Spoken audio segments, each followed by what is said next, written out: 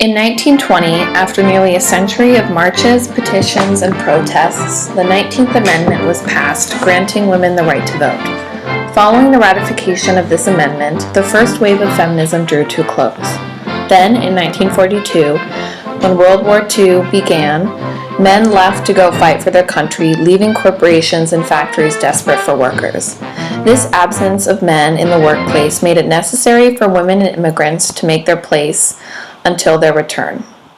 To fight this war, 10 million more people must go to work by the end of 1943. Before the war, half of us worked.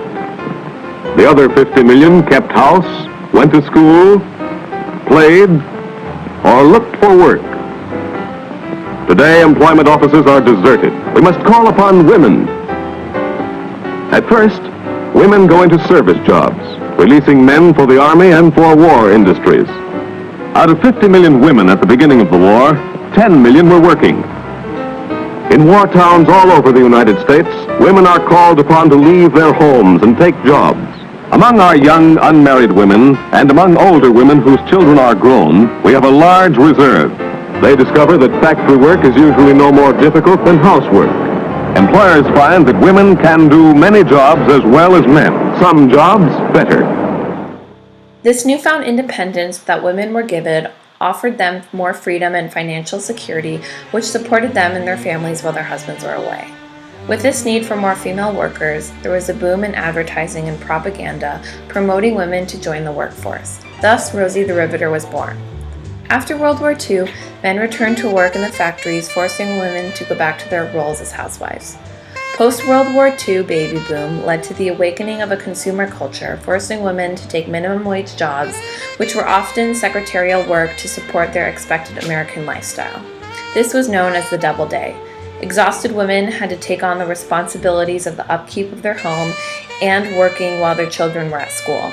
It was during this time that Betty Friedan married her husband Carl Friedan in 1947, and the two have 3 children together. During Betty's second pregnancy, she was fired from her job as an editor for a labor union newspaper due to her upcoming second maternity leave.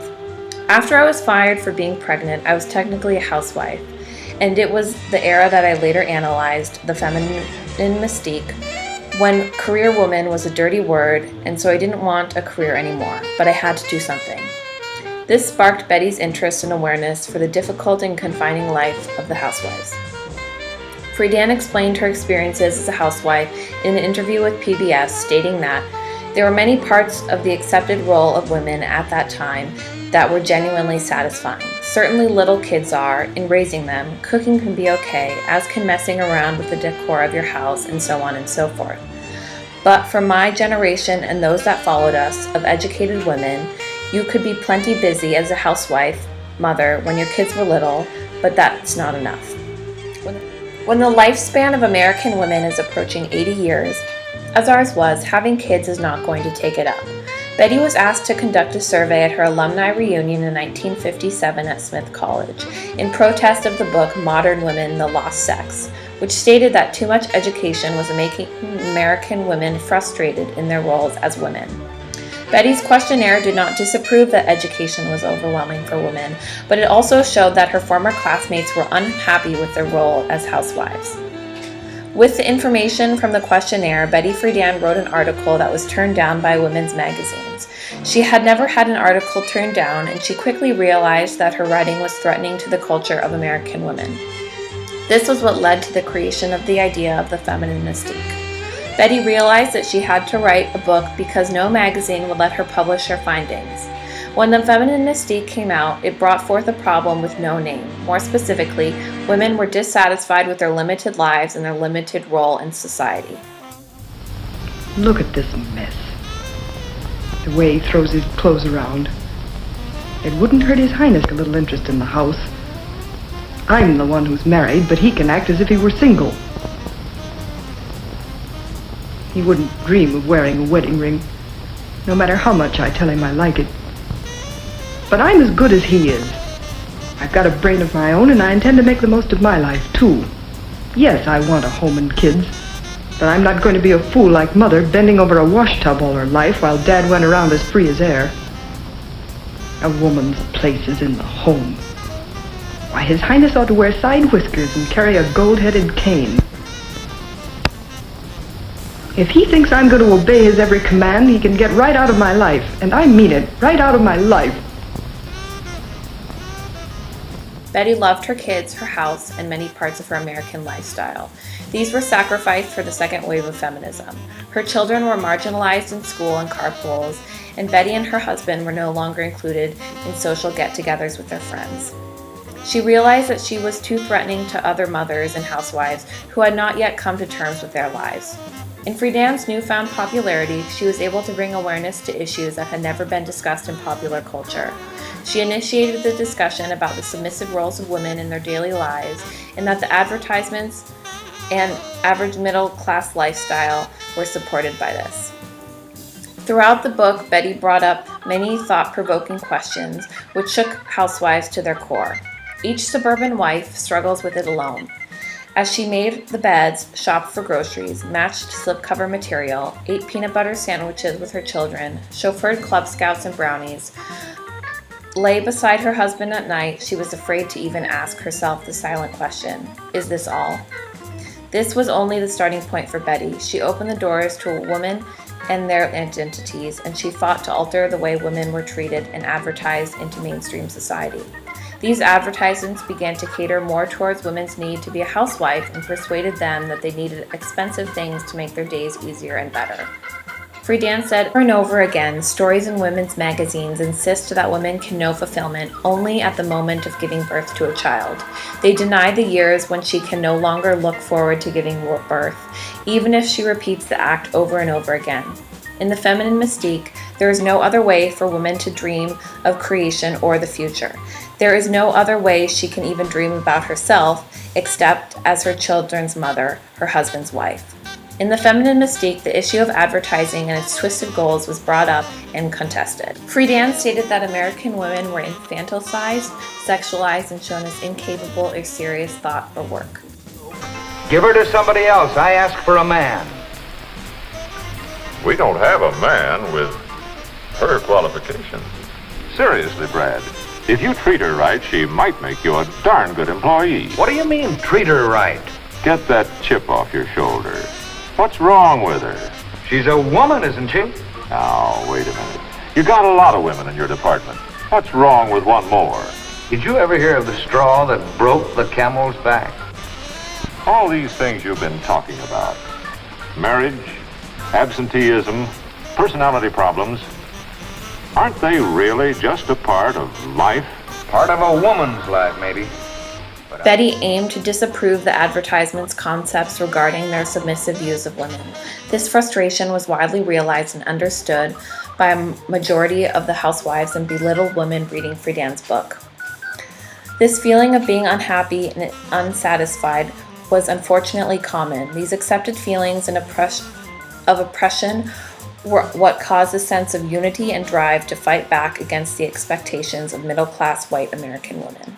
This sea of hostility that has been, preventing love in this country, and that has been dehumanizing sex and making such loneliness and such alienation, frustration for everyone, that he will welcome a woman who can come out from behind that simpering, mask of ruffles that hides so much rage and impotent rage and unnecessary covert manipulativeness, and welcome the woman that can come out of that mask of ruffles and rage and be a person and be a joyous woman, because she really feels like she's somebody. And then you see we'll both be able to make love, not war. After graduating high school, Friedan attended Smith College in Northampton, Massachusetts, one of the most well-known women's colleges. Not much more was available to women who went to college compared to women who would marry sooner and start a family. After college, women might become an active role as a community leader or help with the volunteer effort. However, after Friedan's graduation from Smith, she did a year's graduate work at Berkeley and had a fellowship in psychology. Friedan also was given the chance to continue her education to get a PhD, but she said she decided against it. Friedan was very interested in journalism. At the time she got married, she was working for the trade union service that edited newspapers for labor unions. Later, after publishing The Feminine Mystique, Friedan became active in advocating for women's rights. In 1963, the same year that The Feminine Mystique was published, was also the first sign of political change during the second wave of feminism. The Equal Pay Act of 1963 was intended to make women and men receive equal pay for their equal work. Friedan fully supported this decision, and women's movement at the time would see to it that the new act would be enforced. Following this, the Civil Rights Act of 1964 was passed to prevent the discrimination against race, color, religion, sex, or national origin, and required equal access to public places, employment, and enforced desegregation of schools and the right to vote. Although legislation was being passed looking to aid the inequality of men to women to men, women were still treated as second-class citizens, and with works like Friedan's would create the second wave of feminism starting in the 1960s and continuing until the 1980s. In June 1966, the Third National Conference of the Status of Woman in Washington, D.C., Betty Friedan helped lead the creation of the National Organization for Women to battle against workplace discrimination. Originally frustrated with the lack of government action enforcing Title VII of the Civil Rights Act, now started demanding full equality for American women. Gail Collins tells us more, saying it became the organization of the early women's movement, fighting legal battles on behalf of the working class woman Friedan never talked about in her book. In 1970, Now endorsed the Equal Rights Amendment to stop legal gender-based discrimination. Now's purpose is to take action to bring women into full participation in the mainstream of American society now, exercising all privileges and responsibilities thereof in truly equal partnership with men. The 6 core issues that Now addresses are abortion, reproductive health services, access, violence against women, constitutional equality, promoting diversity, ending racism, lesbian rights, and economic justice. With these issues having various sub-issues, the organization goes about creating these changes through laborious lobbying, rallies, marches, and conferences. In 1968, Now issued a Bill of Rights stating their request for equal rights constitutional amendment, enforced law banning sex discrimination in employment, maternity leave rights in employment and in Social Security benefits, tax deduction on home and child care expenses for working parents, child daycare centers, equal and unsegregated education, equal job training opportunities, and allowances for women in poverty, and the right of women to control their reproductive lives. By the late 1960s, Now had gained many followers that it became a lobbying force against Congress. In an interview, Friedan specifically notes, "There was no activism in that cause when I wrote The Feminine Mystique, but I realized that it was not enough just to write a book. There had to be a social change, and I remember somewhere in that period coming off an airplane, some guy carrying a sign. It said, the first step in revolution is consciousness. Well, I did the consciousness with The Feminine Mystique. But then there had to be organization and there had to be movement, and I helped organize Now, the National Organization for Women, and the National Women's Political Caucus, and NARAL, the Abortion Rights Organization, in the next few years." Speaking about the participation of Friedan had in Now and the overall movement for working women, Gail Collins said, "But it was her movement. She headed Now. So although the criticisms of the book are true, it led Friedan into the exact moment that made a difference in the future of working women and black women."